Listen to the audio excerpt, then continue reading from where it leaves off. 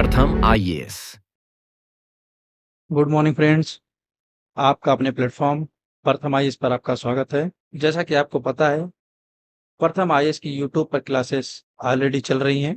इस current affairs की series में हम आपको एग्जाम से संबंधित महत्वपूर्ण तथ्यों को संकलित कर आपके सामने प्रस्तुत करते हैं, जिससे आपको करंट अफेयर्स के लिए कहीं भी इधर-उधर भटकने की ज़रूरत ना हो। हम आपके लिए एक बेहतरीन कंटेंट के साथ ये सीरीज चालू कर रखे हैं। चलिए, एक नई आशा के साथ आज की टॉपिक करें करंट अफेयर सीरीज की अगले एपिसोड पे चलते हैं। आज का पहला क्वेश्चन, भारतीय पैरा शटलर नितेश कुमार ने पेरिस ओलंपिक खेल 2024 में पुरुष अकेले SL3 इवेंट में स्वर्ण पदक जीता। वह किस खेल में स्वर्ण पदक विजेता बने हैं? तीरंदाजी, बैडमिंटन, टेनिस, तैराकी। आंसर आपको पता हो तो कमेंट में देते चले।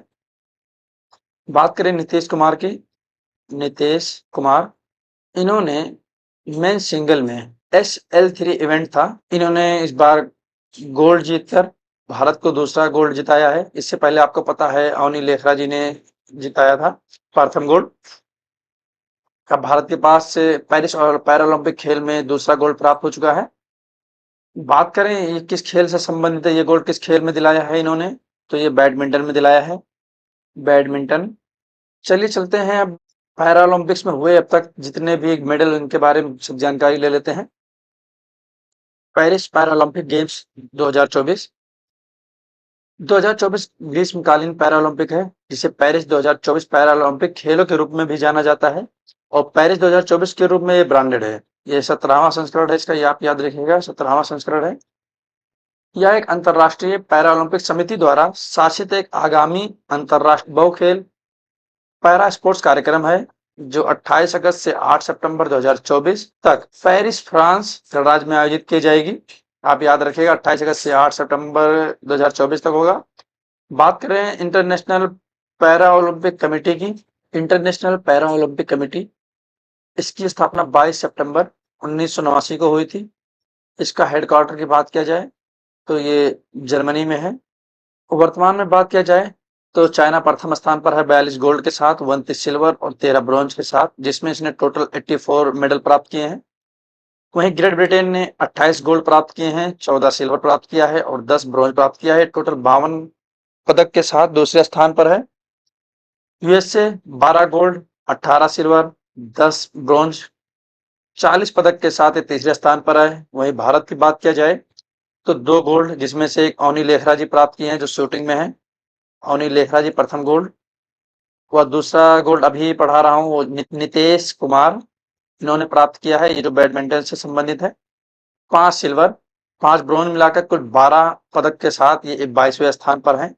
ये आज का डाटा है, यानी 3 सितंबर तक, ये 3 सितंबर तक का ये है। आपको 8 सितंबर तक अपडेट कर दिया जाएगा। पैरालंपिक 2 होते हैं, एक शीतकालीन होता है, ग्रीष्मकालीन होता है।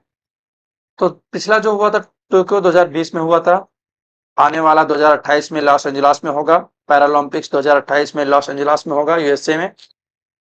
शीतकालीन की बात की जाए तो आप याद रखिएगा बीजिंग में 2022 में हुआ था और 2026 में होगा। जो ये सबसे इंपॉर्टेंट क्वेश्चन है, ये मिलानो कार्टिना में होगा। जो 2026 में होगा शीतकालीन, ये इटली में है, इसको आप याद रखिएगा। इसके मस्कट की बात किया जाए तो द फ्रिज वहां का पारंपरिक एक टोपी है, ये आप यहाँ पर चित्र देख सकते हैं, द फ्रिज ये इसका मस्कट है। और यहाँ की थीम की भी बात किया जाए तो गेम्स वाइड ओपन इसकी थीम है। चलिए अब देख लेते हैं कि भारत ने किन क्षेत्रों में किसने किसने ये मेडल प्राप्त किया है। अवनी लेखरा, ये शूटिंग में इन्होंने 10 women's 10 metre air rifle standing SH1 event में इन्होंने गोल्ड प्राप्त किया है। मोना अग्रवाल, शूटिंग में इन्होंने भी प्राप्त किया है women's 10 metre air rifle standing SH1 bronze इन्होंने प्राप्त किया है। ये अवनी लेखरा और मोना अग्रवाल जी दोनों सेम इवेंट में ही खेल रही थी, लेकिन अवनी लेखरा जी ने गोल्ड प्राप्त किया है। प्रीति पाल, ये एथलेटिक हैं, इन्होंने 100 मीटर T35 इवेंट में ब्रॉन्ज प्राप्त किया है। मनीष नरवाल, इन्होंने शूटिंग में मेंस के 10 metre air rifle pistol SH1 श्रेणी में सिल्वर प्राप्त किया है। रूबीना फ्रांसिस, इन्होंने शूटिंग में वुमेन्स के 10 मीटर एयर पिस्टल SH1 श्रेणी में ब्रॉन्ज प्राप्त किया है। प्रीति पाल, एथलेटिक वुमेन्स 200 मीटर T35 इन्होंने ब्रॉन्ज प्राप्त किया। आप देख सकते हैं प्रीति पाल ने यहाँ जो हुई है दूसरी, व्यक्तिगत तौर पर इन्होंने 2 मेडल जीता है, वो भी ब्रोंज जीता है। दोनों मेडल इनका ब्रोंज है। निषाद कुमार, ये एथलेटिक हैं, इन्होंने मेंस के हाई जंप में T47 इवेंट में सिल्वर प्राप्त किया है। योगेश कथुनिया, एथलेटिक्स टीम में इन्होंने मेंस डिस्कस थ्रो में F56 इवेंट में सिल्वर प्राप्त किया है। नितेश कुमार, जिसको अभी जस्ट पढ़ाया हूँ, एक अनिल लेखरा जी जिन्होंने गोल्ड प्राप्त किया है, और दूसरा नितेश कुमार जिन्होंने दूसरा भारत का नाम रोशन कर दूसरा गोल्ड प्राप्त किया है। इन्होंने बैडमिंटन में मेंस सिंगल्स SL3 इवेंट में इन्होंने गोल्ड प्राप्त किया है। आप ये दोनों नाम याद रखिएगा। तुलसीमाती मुरुगेसन, बैडमिंटन में इन्होंने वोमेन्स सिंगल SU5 इवेंट में सिल्वर प्राप्त किया है। मनीषा रामादास, इन्होंने बैडमिंटन श्रेणी में वुमेन्स सिंगल SU5 इवेंट में ब्रॉन्ज प्राप्त किया है। ये रहे अब तक के अपडेट जो पेरिस पैरालंपिक 2024 में हुए हैं। चलिए चलते हैं अपने आंसर की तरफ। इसका आंसर है बैडमिंटन। नितेश कुमार, इन्होंने गोल्ड प्राप्त किया है। चलिए चलते हैं अपने नेक्स्ट क्वेश्चन पर। आज का दूसरा क्वेश्चन, 7वां राष्ट्रीय पोषण माह कहां पर शुरू किया गया? महाराष्ट्र, राजस्थान, गुजरात, उत्तर प्रदेश। हाल ही में हमारी मिनिस्टर श्रीमती अन्नपूर्णा देवी जी ने इन्होंने एक पेड़ माँ के नाम इस अभियान के साथ राष्ट्रीय पोषण माह की शुरुआत की, जो ये महात्मा मंदिर गांधीनगर गुजरात से किया है। गुजरात से इन्होंने इसको शुरुआत किया है। एक पेड़ माँ के नाम, ये एक वृक्षारोपण अभियान है। जब भी हर साल स्टार्ट किया जाता है, कुछ ना किसी अभियान से इसको स्टार्ट किया जाता है, तो आप इसको ध्यान दीजिएगा। चलिए समझ लेते हैं, राष्ट्रीय पोषण माह के बारे में समझ लेते हैं। पोषण माह क्या होता है? पोषण अभियान के अंतर्गत हर साल सितंबर के महीने में राष्ट्रीय पोषण माह मनाया जाता है। सितंबर के माह में मनाया जाता है, आप इसको पहला याद रखिएगा। इसमें क्या होता है? पोषण में प्रसव पूर्व देखभाल, इष्टतम स्तनपान, एनीमिया, विकास निगरानी, लड़कियों की शिक्षा, आहार, शादी का सही उम्र, स्वच्छता और स्वास्थ्य भोजन पर केंद्रित एक महीने की गतिविधियां होती हैं, जिसमें एक मंथ में ये पोषण माह में ये सबको जागरूकता, ये सब चीजें चलाई जाती हैं, ये गतिविधियां की जाती हैं। ये जो गतिविधियां हैं, जो करते हैं, इस सामाजिक और व्यवहार परिवर्तन संचार इन पर ध्यान केंद्रित करती हैं। ये एक तरह का दृष्टिकोण है जिसके आधार पर ये काम किया जाता है। ये SBCC ज्ञान, इसमें दृष्टिकोण, मानदंड, विश्वास और व्यवहार में परिवर्तन को बढ़ावा देने के लिए एक संचार दृष्टिकोण का एक रणनीतिक उपयोग है। इसके माध्यम से इसको बढ़ावा दिया जाता है। बात करते हैं पोषण अभियान। इसे 8 मार्च 2018 को सरकार द्वारा पोषण अभियान, राष्ट्रीय पोषण मिशन शुरू किया गया था। इसके उद्देश्य की बात किया जाए, स्टंटिंग, अल्पोषण, एनीमिया, छोटे बच्चों, महिलाओं और किशोर लड़कियों के बीच एनीमिया है, तथा जन्म के समय वजन में कमी को क्रमशः 2%, 2%, 3% और 2% प्रति वर्ष कम करना है। आप ये देख सकिएगा, मिला लीजिएगा। मिशन का लक्ष्य 2022 तक 0 से 6 आयु वर्ग के बच्चों में स्टंटिंग को 38.4% से घटाकर 25% करना है। पोषण 2.0, इसकी वित्त मंत्री ने 2021-22 के बजट में घोषणा की थी। इसकी मिशन पोषण 2.0 को पूरक पोषण कार्यक्रम और पोषण अभियान को विलय के साथ प्रारंभ किया गया था। पोषण अभियान जो चालू किया था इन्होंने ये, और पूरक पोषण कार्यक्रम, इसको मिलाकर पोषण 2.0 का लॉन्च किया था। इसके अंतर्गत देश के बच्चों और गर्भवती महिलाओं को पोषण युक्त भोजन उपलब्ध कराया जाएगा, जिससे उन्हें कुपोषण से बचाया जा सके। चलिए अपने क्वेश्चन की तरफ चलते हैं। ये जो राष्ट्रीय सुपोषण माह है, ये मोदी जी के सुपोषित भारत अभियान के तहत इसको चलाया जाएगा। ये आप इसको ध्यान दीजिएगा। इसका आंसर है गुजरात। चलिए चलते हैं अपने नेक्स्ट क्वेश्चन पर। आज का तीसरा क्वेश्चन, 2024 महिला एशियन चैंपियनशिप ट्रॉफी की मेजबानी भारत के किस राज्य द्वारा की जाएगी? महाराष्ट्र, पंजाब, बिहार, हरियाणा। आपको ये ध्यान देना, बहुत इंपॉर्टेंट क्वेश्चन है बीपीएससी यूपीएससी वालों के लिए। बिहार में इंफ्रास्ट्रक्चर के विकास की दिशा में एक ऐतिहासिक कदम उठाते हुए बिहार सरकार ने महिला वुमेन एशियन चैंपियनशिप 2024 की मेजबानी करने की घोषणा की है, जिसका आयोजन 11 से 20 नवंबर के मध्य राजगीर में किया जाएगा। आपको याद रखिएगा। इसमें जो टीम जो भाग लेंगे, China, Japan, Korea, Malaysia and Thailand, ये टीमें इसमें पार्टिसिपेट करेंगी। जो विकासशील और विकसित टीमें हैं, देशों की टीमें, इस चैंपियनशिप में ट्रॉफी में भाग लेंगे, वो भी बिहार में इसका आयोजन होगा, राजगीर में, इसको आप याद रखिएगा। चलिए अब अपने बिहार को हम थोड़ा जान लेते हैं। ये आप बिहार का मैप देख सकते हैं, ये उत्तर प्रदेश, नेपाल, इसके बाउंड्री देश वेस्ट बंगाल, और ये रहा झारखंड, आप ये देख सकते हैं, ये इसके पड़ोसी राज्य हैं। बिहार, इसका गठन 22 मार्च 1912 किया गया। इसकी राजधानी पटना है, वर्तमान में जो इसकी राजधानी है वो पटना है। पाटलिपुत्र, कुशपुर, कुसुमपुर और अजीमाबाद ये इसके प्राचीन नाम है, ये अन्य नामों से इसको जाना जाता था प्राचीन में, इसको याद रखिएगा। इसका क्षेत्रफल है 94,163 वर्ग किलोमीटर है, और ये भारत का 13वां सबसे बड़ा राज्य है। जनसंख्या के मामले में अगर बात किया जाए तो उत्तर प्रदेश और महाराष्ट्र के बाद ये तीसरा सबसे बड़ा राज्य है। इसकी लोकसभा सीट 40 है और राज्यसभा की सीट 16 है।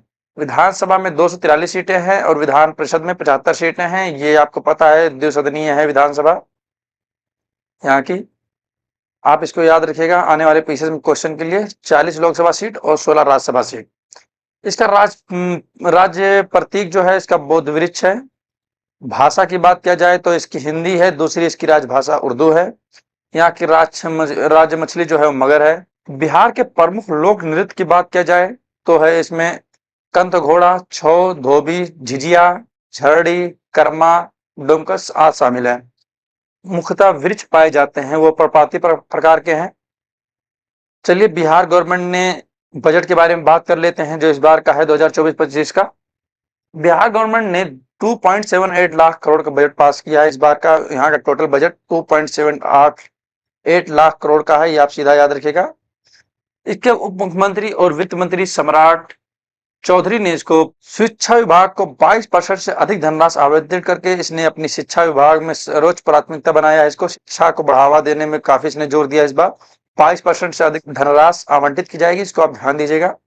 सरकार ने 7 निश्चय भाग 2 कार्यक्रम के तहत सुशासन योजनाओं पर 5,040 करोड़ रुपए खर्च का अनुमान लगाया है।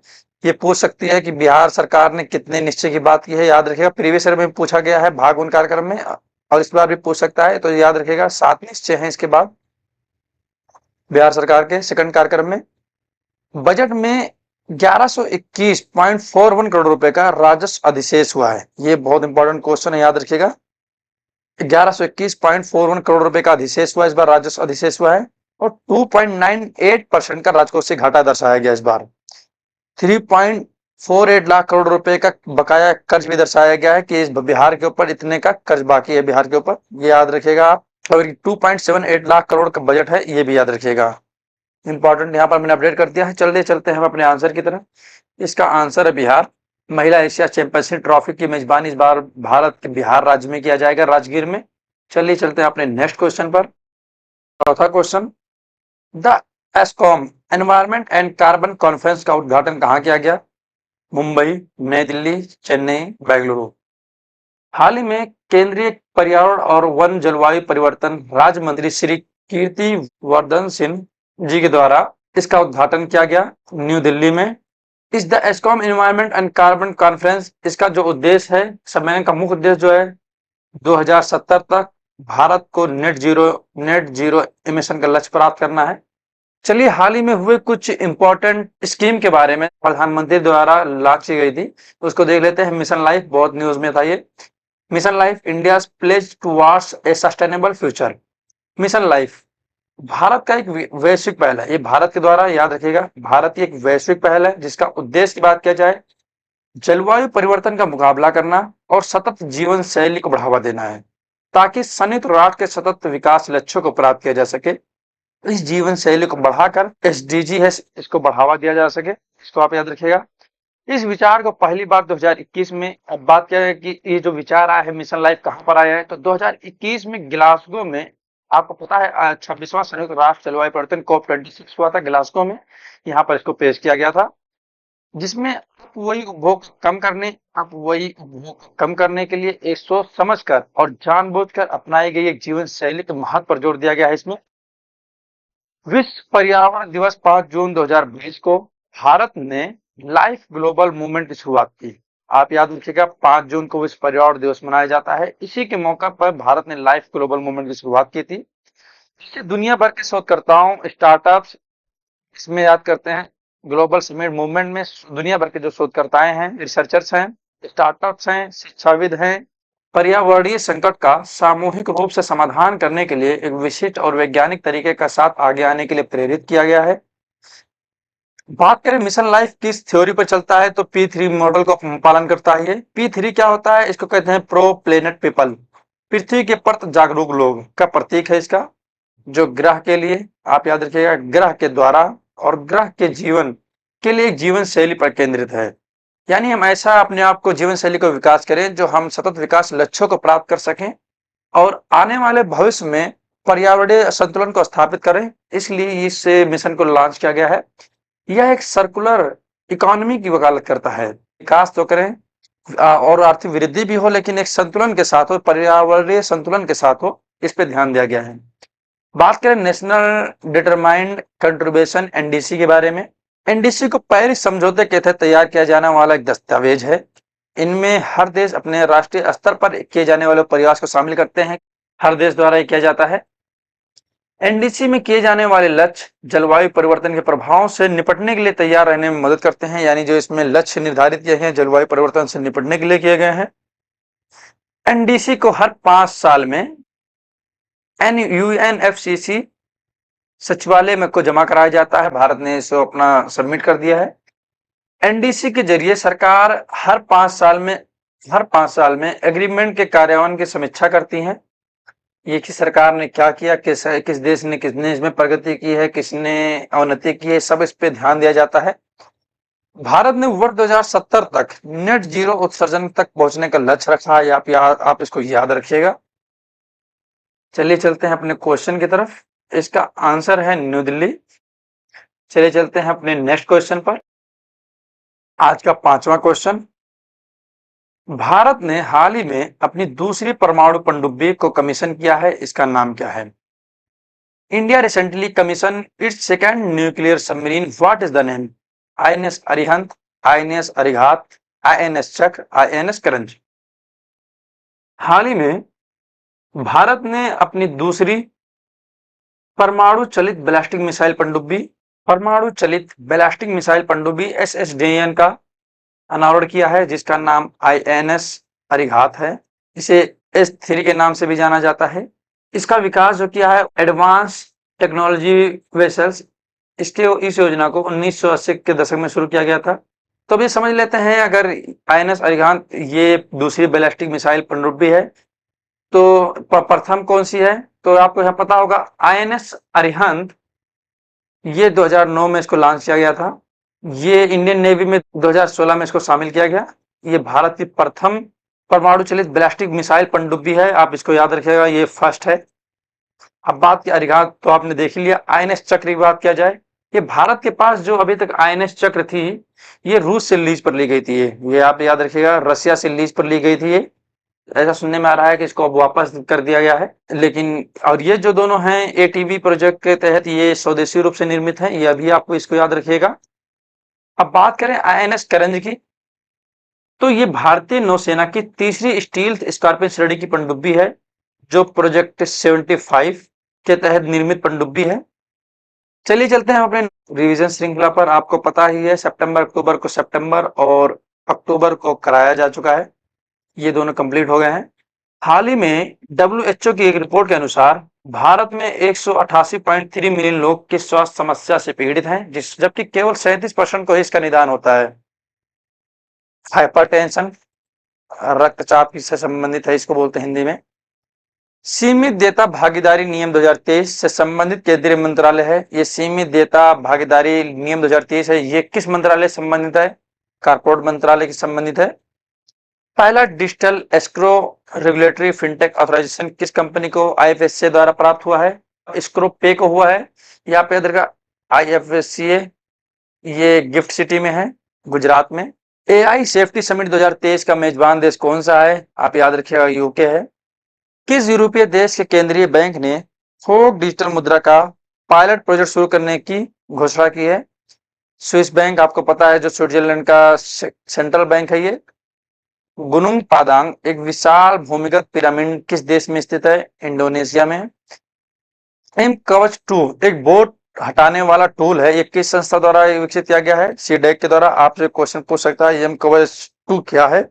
तो आप याद रखिएगा, एक बोट है जो ये टूल है जो बोट हटाता है, सॉरी एक टूल है जो बोट को हटाता है। आप देखेंगे, आप बोट टेलीग्राम या कई जगह इंस्टा पर या फिर व्हाट्सएप पर बोट लिख के आता है, क्लिक करने को आता है, तो उसको हटाने वाला टूल है जो सीडेक ने विकसित किया है। ऑप्टिमाइज की आपको करंट अफेयर्स की सीरीज कैसी लगी, इसके बारे में कमेंट में अपनी राय ज़रूर दिया कीजिए, क्योंकि ये आपका कमेंट हमारे लिए बहुत इम्पोर्टेंट होता है और हम बेहतर प्रयास करते हैं कि आपके पास एग्ज़ाम से ओरिएंटेड चीज़ें काफ़ी बेहतर तरीके से आपको एक्सप्लेन किया जाए। आपका एक कमेंट और सब्सक्राइब, लाइक ही हमें मोटिवेट करता है कि हम आपके सामने और बेहतर कंटेंट लेकर आएँ। और यूट्यूब पे हमें फॉलो करना ना भूलें। अगर आप चाहें तो यूट्यूब पे हमें सर्च कर सकते हैं @IAS प्रथम के नाम से। टेलीग्राम पर जुड़ सकते हैं इसकी पीपीटी, पीडीएफ प्राप्त करने के लिए। आप हमें टेलीग्राम पे भी मैसेज कर सकते हैं, इससे ग्रुप ज्वाइन कर सकते हैं, जिससे हम आप कोई प्रॉब्लम हो या कोई समस्या या कोई क्वेश्चन हो तो आप वहाँ पर पोस्ट कर सकते हैं। प्रथम आईएएस ऑफिशियल टेलीग्राम आईडी है। उससे भी अगर इंसान आपको चाहिए तो प्रथम आईएएस का ये स्कैनर आप यहाँ पर स्कैन करके हमसे जुड़ सकते हैं। उम्मीद करते हैं आप पढ़ाई करते होंगे। चलिए चलते हैं। Have a nice day. Thank you.